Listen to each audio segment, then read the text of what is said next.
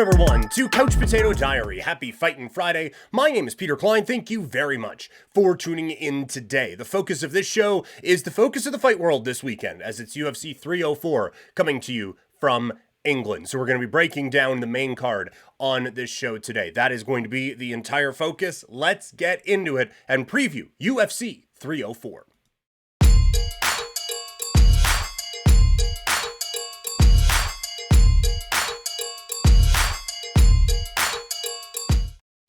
All right, we've given you the fighters to focus on. We've given you the stories to watch for. Now it's time to figure out how these damn fights are going to go down. So let's start on the main card with Arnold Allen taking on Giga Chikadze in the featherweight division. Allen is 30 years old, born in Ipswich, England. So he's going to be one of the hometown boys on the show this evening, or coming up on Saturday.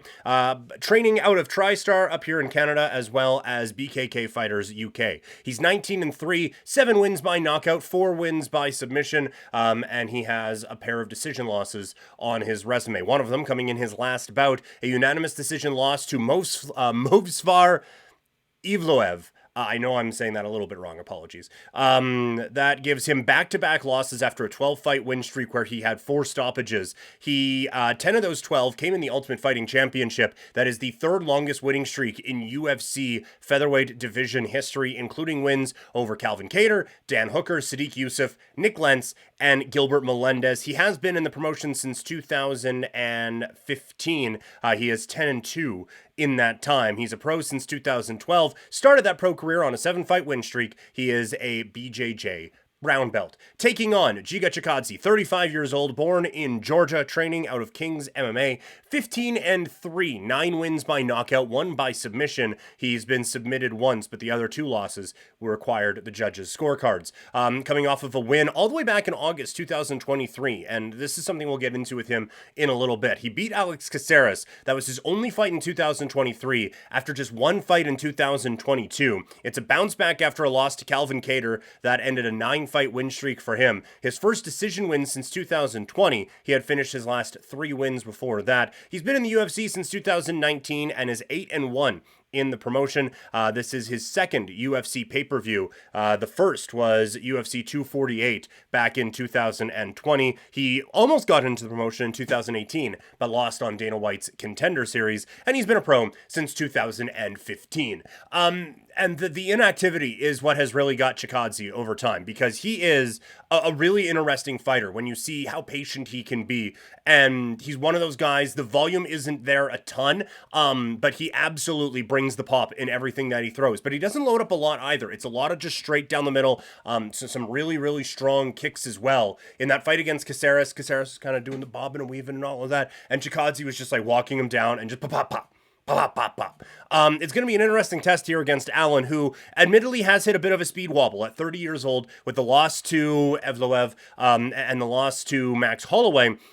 Those have kind of derailed a bit of a hype train after, like I said, wins over Kattar and Hooker and Youssef and Lentz and Melendez. He had been building,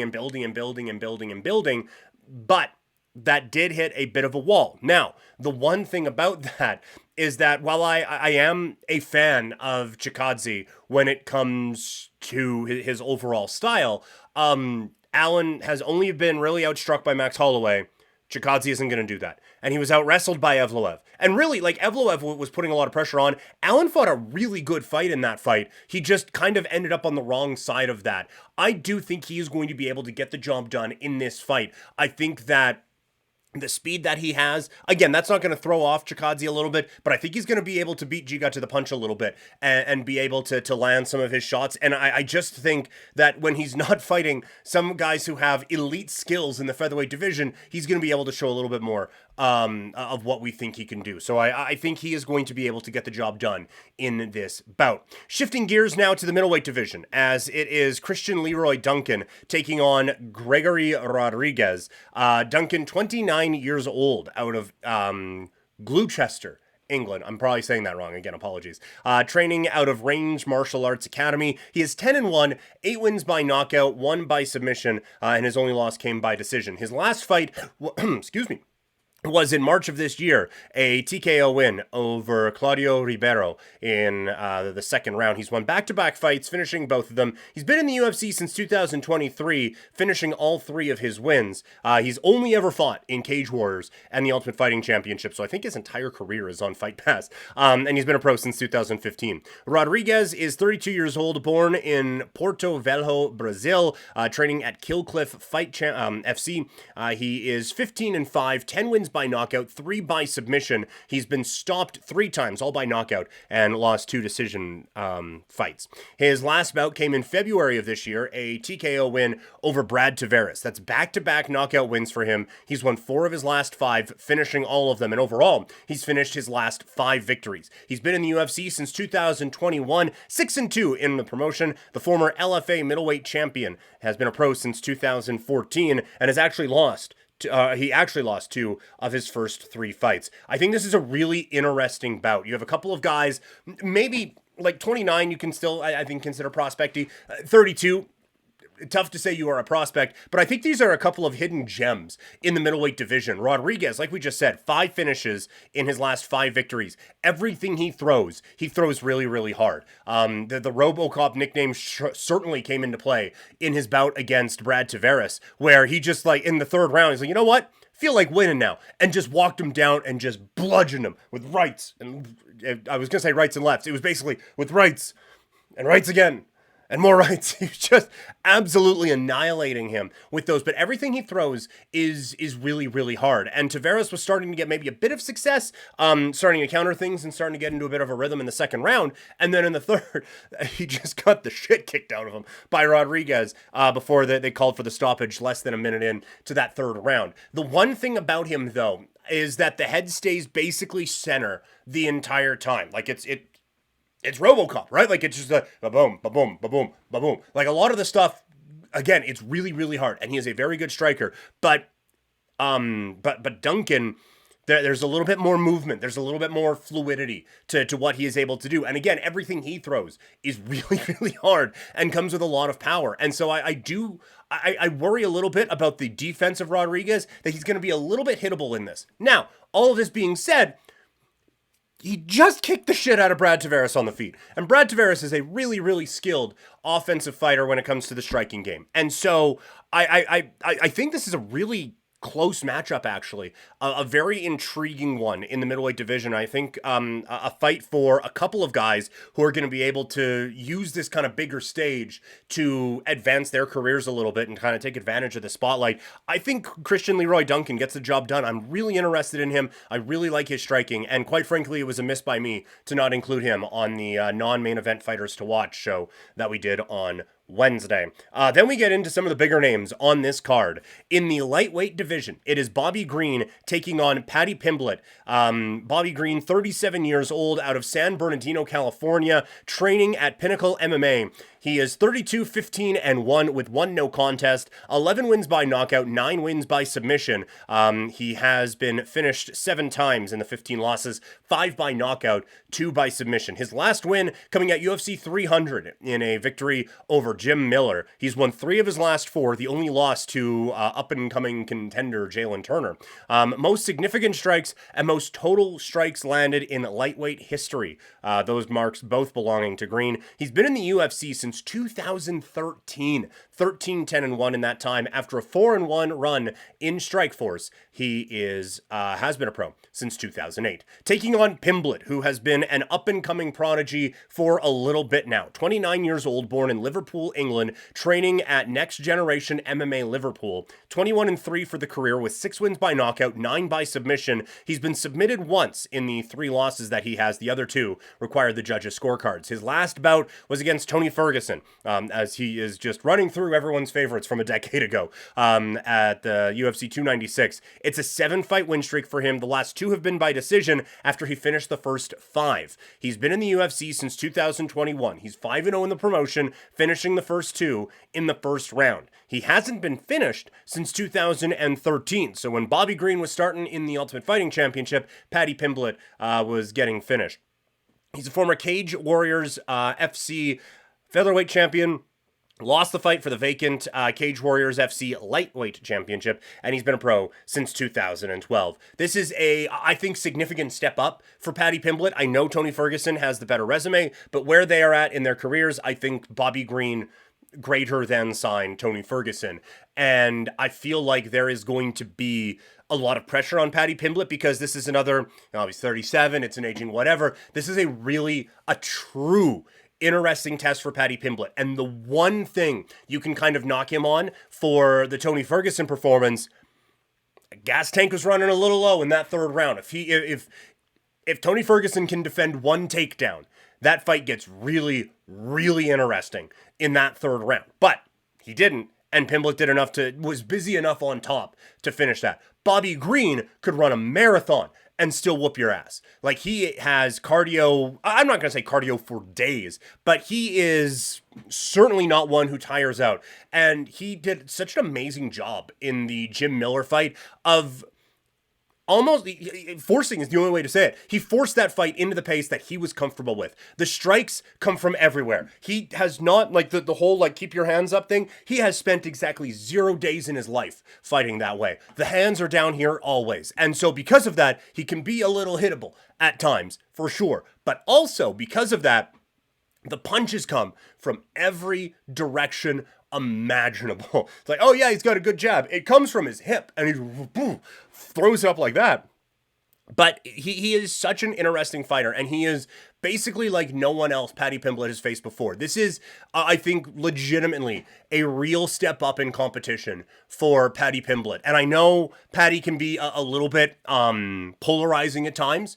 And so the people who are against him are like, oh, Bobby Green's going to come in there and smash this kid. He's never faced anything like this before. And people who are on Paddy's side are like, look, this guy's a world beater. He's showing a well-rounded game. He can go out there and just powerbomb this old guy. I do think this is going to be a really, really close fight. I do think that we are at the point now where Paddy Pimblett's game has elevated a little bit beyond where Bobby Green is at this point. But this is going to be a true test of this prospect here in the lightweight division. But I think that this is going to be one of the ones that really gets that Paddy Pimblett hype train rolling again. I do think he gets the job done, but Lord help him if he doesn't get it done in the first 2 rounds, because I think Bobby Green is going to really ramp up the pressure going into that final round. And then we get into our 2 championship bouts of the evening. The first is for the interim heavyweight championship, as Tom Aspinall defends against Curtis Blades. Aspinall is 31 years old, out of Salford, England, training with Team Cowbon and Aspinall BJJ. 14-3 for his career. He's finished every fight he's been in, with 11 wins by knockout, another 3 by submission. He has also been finished in 2 of the 3 fights that he has lost, 1 knockout and 1 submission loss. His last bout was a victory for the interim heavyweight championship at UFC 295, a win over Sergey Pavlovich. That gives him back-to-back first-round knockouts. The last 4 wins he has had have all come inside the first round. He's 7-1 in the octagon. He's finished all of his UFC fights.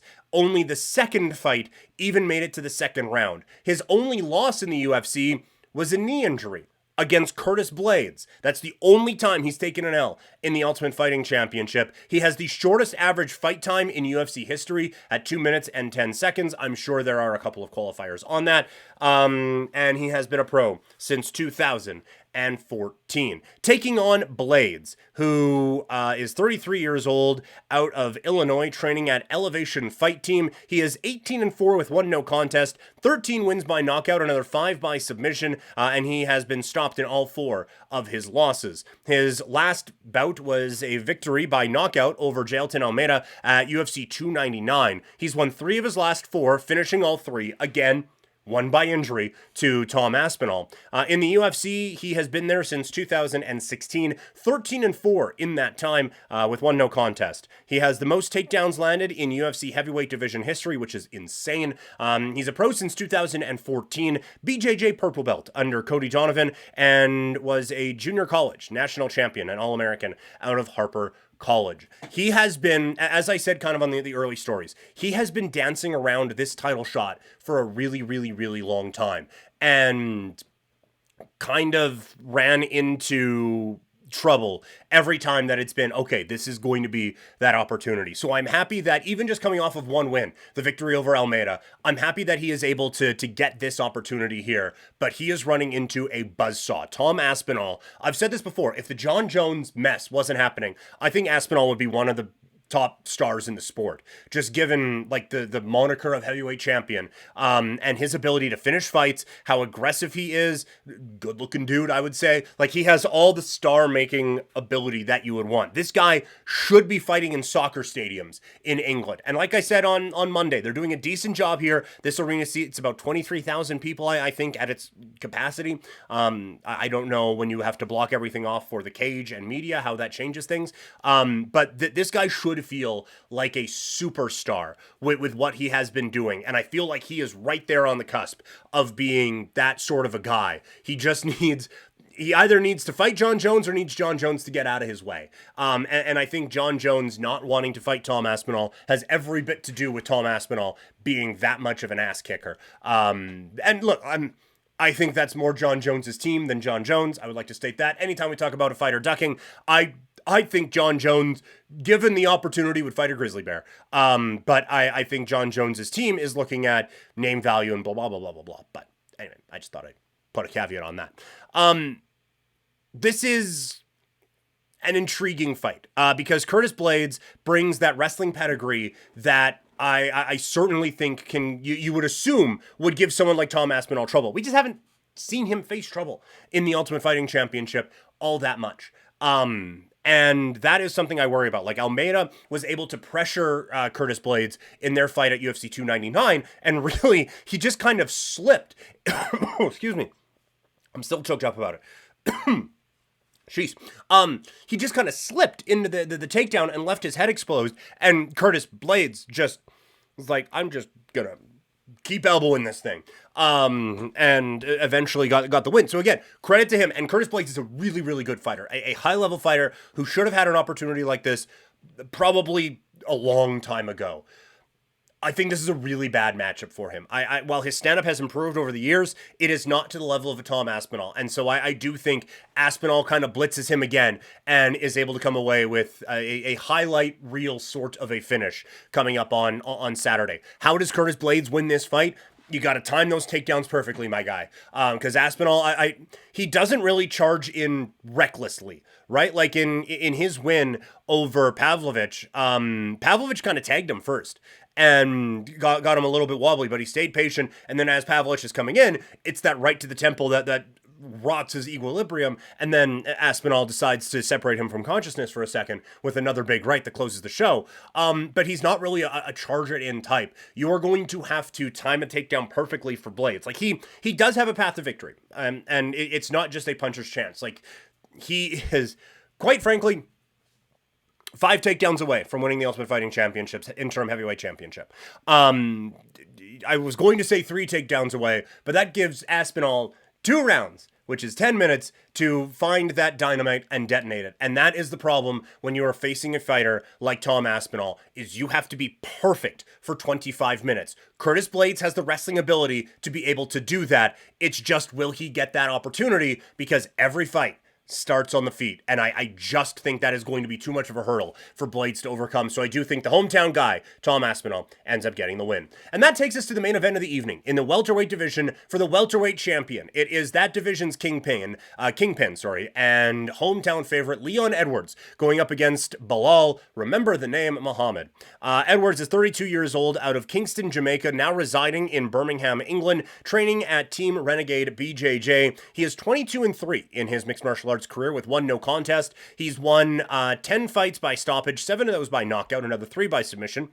Math. His losses, he's never been stopped. He has been to decision twice and lost, and 1 DQ loss. His last victory was unanimous decision victory over Colby Covington at UFC 296. It was his 12th win in a row with 1 no contest in there, which just always throw things off so much. But whatever. He hasn't lost since losing to Kamaru Usman in 2015. He only has a pair of KO wins since 2015, and both of those were finished in the last minute. One was finished at the last second, and then the Usman one was with 56 seconds to go in that legendary bout. He is a BJJ purple belt and the former, wrong one. He has been a pro since 2011. Forget the purple belt part. That belongs to Belal Muhammad, who is 36 years old, born in Chicago, Illinois, training at Rufus Sport and Chicago Fight Team, 23-3 with 1 no contest in his MMA career, 5 wins by knockout, another 1 by submission, the rest by decision.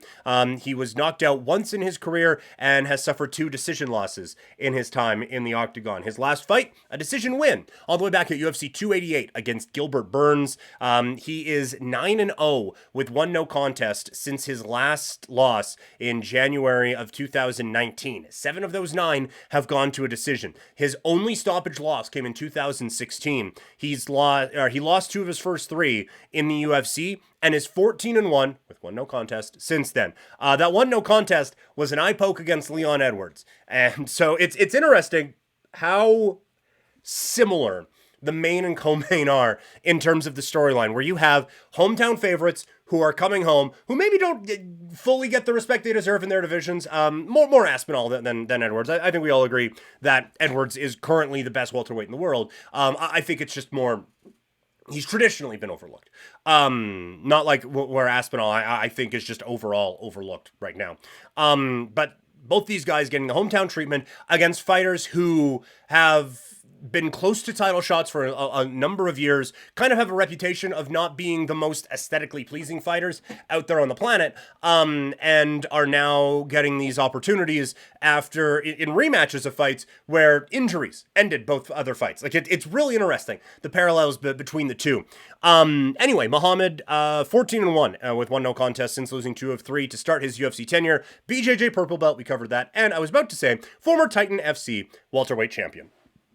This is a really, really interesting fight. I am happy Belal Muhammad is getting this opportunity because, like I said, I feel like he has deserved it for a long time. And that had to be excruciating for him after a no contest where he gets poked in the eye and the fight ends. Now, I will say, that fight lasted at 5 minutes and 18 seconds, I believe it was.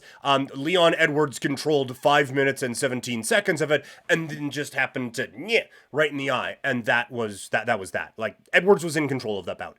But since then, Edwards has gotten Diaz, Usman, Covington. Well, Muhammad has got a bunch of dudes you never heard of. And Gilbert Burns. That's oversimplifying things greatly, but you get my point. The roads traveled to this point have been significantly different for both of these fighters. And now they meet here in England. I have real worries about, not worries, that's overstating things.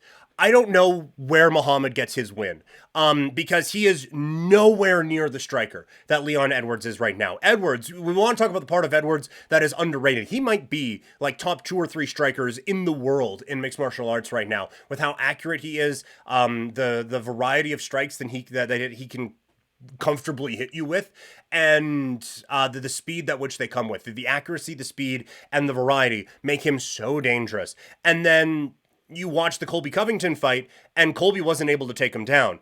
And I just feel like if Colby wasn't able to take Leon Edwards down, I don't know if Belal is going to be able to.